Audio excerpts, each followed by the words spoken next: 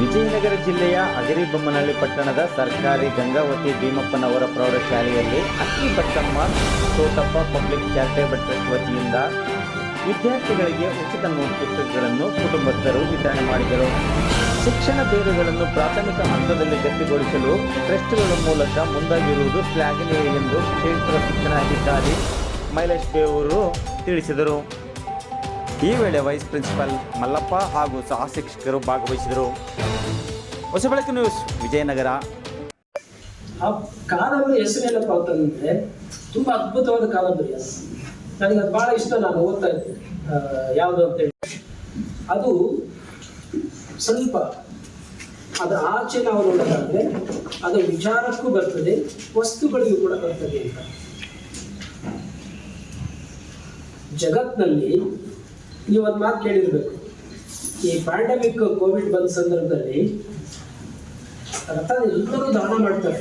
ಸಾಕಷ್ಟು ತಮ್ಮದೇ ಆಗಿರ್ತಕ್ಕಂಥ ಸಮಾಜಕ್ಕೆ ನಾವೇನಾರ ಕೊಡುಗೆ ಕೊಡಬೇಕು, ಈ ಕೋವಿಡ್ ಅನ್ನ ನಾವು ಹೆಂಗೆ ಎದುರಿಸ್ಬೇಕು ಅಂತ ಹೇಳಿ ಬಹಳಷ್ಟು ಚರ್ಚೆಗಳು ನಡೀತಿದೆ.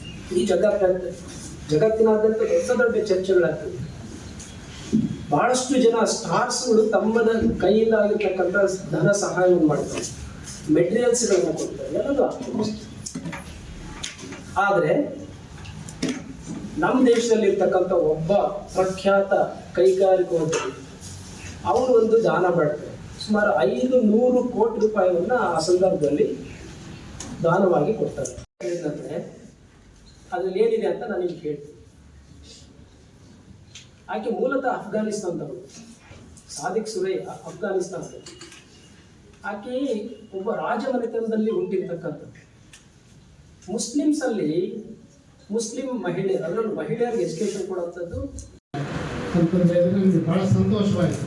ನಮ್ಮ ತಂದೆಯವರು ಬಹಳ ಶಿಕ್ಷಣದ ಬಗ್ಗೆ ಬಹಳ ಒಲವು ಅವರಿಗೆ.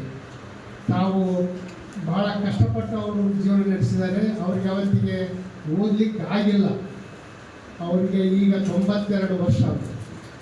ಈಗಾದರೂ ಕೂಡ ಯಾವುದೇ ಸಹಾಯ ಇದ್ದಂಗೆ, ಯಾವುದೇ ಊರಿಗೂ ಇದ್ದಂಗೆ ಸ್ವಂತ ಅಡ್ಡಾಡ್ತಾರೆ. ಅವರು ಭಾಳ ಕಷ್ಟಪಟ್ಟು ಜೀವನ ಮಾಡಿದ್ದಾರೆ. ಅವರು ಜೀವನದಲ್ಲಿ ಭಾಳ ನೊಂದಿದ್ದಾರೆ. ಆವಾಗ ಈಗ 85 ವರ್ಷದ ಕೆಳಗೆ ಪ್ಲೇಗು, ಕಾಲರ್ ಅಂತ ಇಷ್ಟೆಲ್ಲ ಮೆಡಿಕಲ್ ಇರಲಿಲ್ಲ. ಆವಾಗ ಅವ್ರ ತಮ್ಮನ್ನ, ಅವ್ರ ಅಕ್ಕನ್ನ, ಅವ್ರ ತಂದೆಯವ್ರನ್ನ ಎಲ್ಲನೂ ಸಾಕೊಂಡಿದ್ದಾರೆ. ಅವರೊಬ್ಬರೇ ಜೀವನ ಮಾಡಿ ಭಾಳ ಕಷ್ಟದಿಂದ ಜೀವನ ಮಾಡಿದ್ದಾರೆ. ಕಷ್ಟದಿಂದ ಜೀವನ ಮಾಡಿ ಈ ಒಂದು ಟ್ರಸ್ಟನ್ನ ನಿರ್ಮಾಣ ಮಾಡಿ ಈ ಒಂದು ನಮಗೆಲ್ಲರಿಗೂ ನಾವು 4 ಮಂದಿ ಮಕ್ಕಳು, ನಾನು, ನಮ್ಮ ಸಹೋದರ, ಇನ್ನೊಬ್ಬರು ಚಾರ್ಟೆಡ್ ಅಕೌಂಟೆಂಟು, ಒಬ್ಬರು ವಕೀಲರಿದ್ದರು, ಅವರು ಅಕಾಲಿಕ ಮಾಡುವವರು ಹೊಂದಿದ್ದಾರೆ. ಹಾಗೆ ಅವರು ಹೇಳ್ತಾ ಇದ್ದಾರೆ.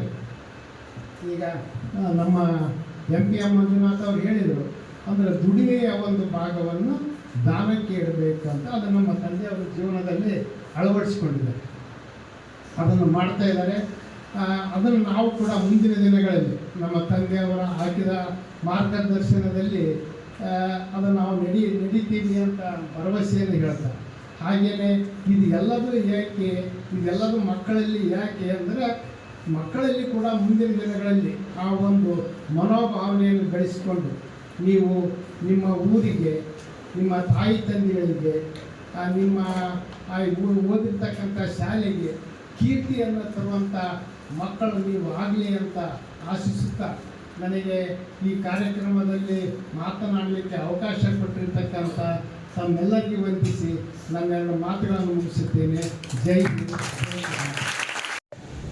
ತಂಬರಳ್ಳಿ ಅಕ್ಕಿ ಬಸಮ್ಮ ತೋಟಪ್ಪ ಪಬ್ಲಿಕ್ ಟ್ರಸ್ಟ್ ವತಿಯಿಂದ ನಾವು ನಮ್ಮ ತಾಲೂಕಿನಲ್ಲಿ, ಅಂದರೆ ಹಗರಿಬೊಮ್ಮನಹಳ್ಳಿ ತಾಲೂಕಿನಲ್ಲಿ ಸರ್ಕಾರಿ ಪ್ರೌಢಶಾಲೆಯಲ್ಲಿ ಓದ್ತಕ್ಕಂಥ SSLC ಮಕ್ಕಳಿಗೆ ಉಚಿತವಾಗಿ ಪುಸ್ತಕಗಳನ್ನು ವಿತರಣೆ ನಮ್ಮ ಸಂಸ್ಥೆಯಿಂದ ಮಾಡ್ತಾಯಿದ್ದೀವಿ.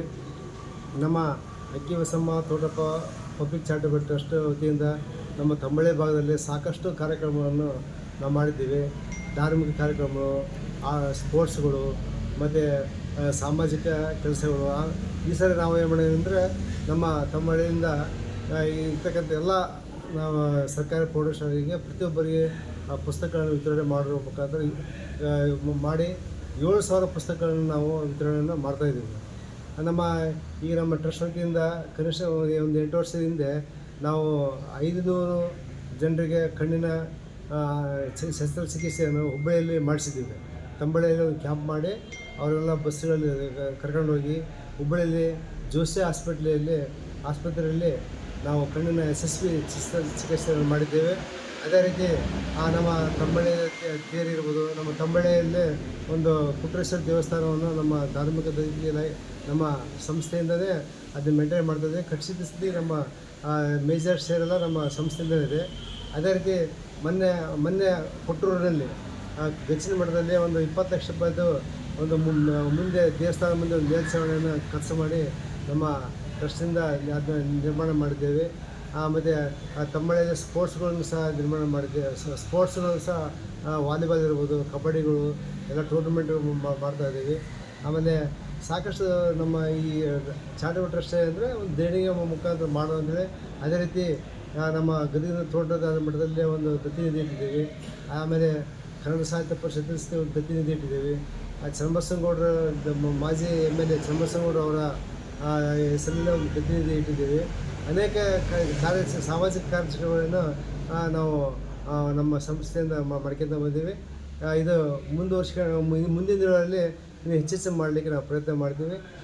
ಈ ಚಾರಿಟಬಲ್ ಟ್ರಸ್ಟ್ ಮಾಡಲಿಕ್ಕೆ ತಮ್ಮೆಲ್ಲರಿಗೂ ಈ ನಮ್ಮ ಪುಸ್ತಕ ವಿತರಣೆ ಕಾರ್ಯಕ್ರಮದಲ್ಲಿ ಬಂದಂಥ ಎಲ್ಲರಿಗೂ ಮತ್ತು ಪುಸ್ತಕವನ್ನು ವಿತರಣೆ ಮಾಡಲು ಅವಕಾಶ ಮಾಡಿಕೊಟ್ಟ BO ಅವರಿಗೆ ಮತ್ತು ಕಾಲೇಜಿನ ಪ್ರಿನ್ಸಿಪಲ್ಗೆ ಧನ್ಯವಾದಗಳು ಅಂತ ನಾನು ಮಾತಾಡೋದು ಮುಗಿಸ್ತಾ ಇದ್ದೀನಿ. ಜೈ ಹಿಂದ್, ಜೈ ಕರ್ನಾಟಕ.